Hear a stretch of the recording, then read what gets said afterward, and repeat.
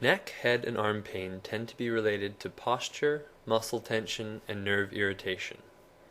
Our head sits on top of our body, but we don't always do a very good job of lining everything up underneath it. There are a handful of muscles that extend from your upper back, ribs, and shoulders into your neck and the base of your skull. Chronic tension in these muscles can affect the movement of your neck and shoulders, as well as create significant amounts of pain in your neck, head, and arm. The question is, where does this tension in these muscles come from? The answer is typically from the way you stand, sit, and breathe all day, which are affected by your job, your attitude, and your emotion. You are what you repeatedly do.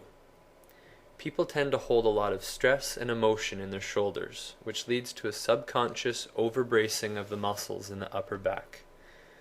When you combine cognitive factors with the biomechanical factors of posture and gravity, it is easy to develop neck issues, especially if you sit or stand all day.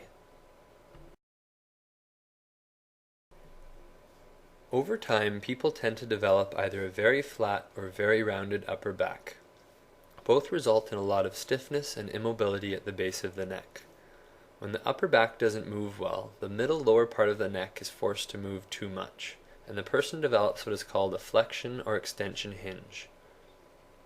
This means that when you attempt to look up or down, most of the movement happens at 1 or 2 joints instead of 6 or 7. The joints that are forced to move too much tend to degenerate over time, which can lead to nerve irritation at that level. In the neck, it is most common at C5 and 6. Your C5, 6, and 7 nerve roots are the electrical wiring to most of the major muscles in your arm. So this type of neck irritation commonly creates arm, elbow, and wrist pain, as well as neck stiffness.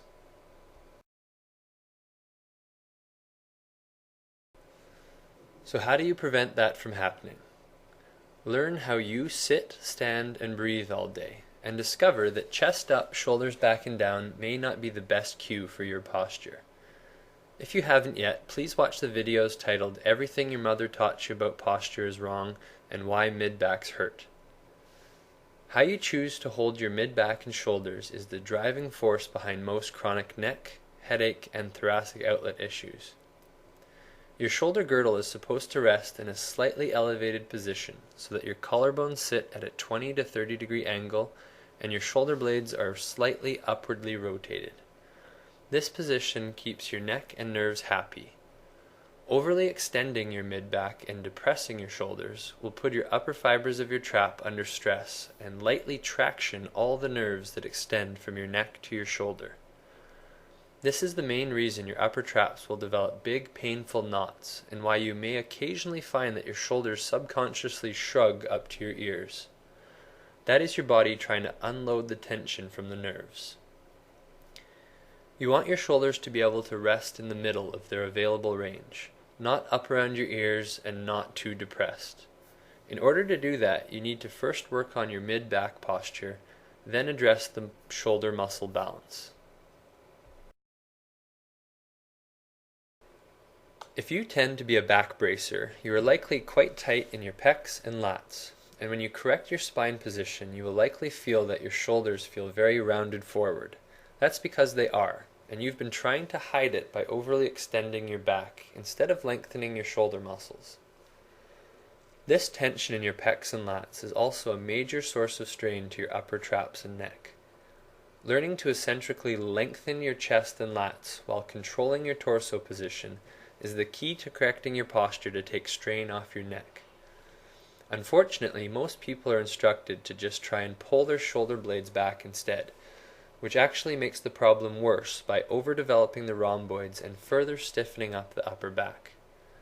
We generally just don't reach up or out enough on a day-to-day basis, and when exercising, we tend to try and further strengthen the muscles that help pull our shoulders down and back instead of up and out.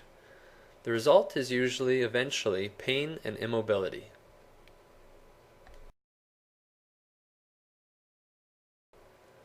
Neck, head, and arm pain are common after things like car accidents and whiplashes, due primarily to the reactive muscle bracing and tension in the torso.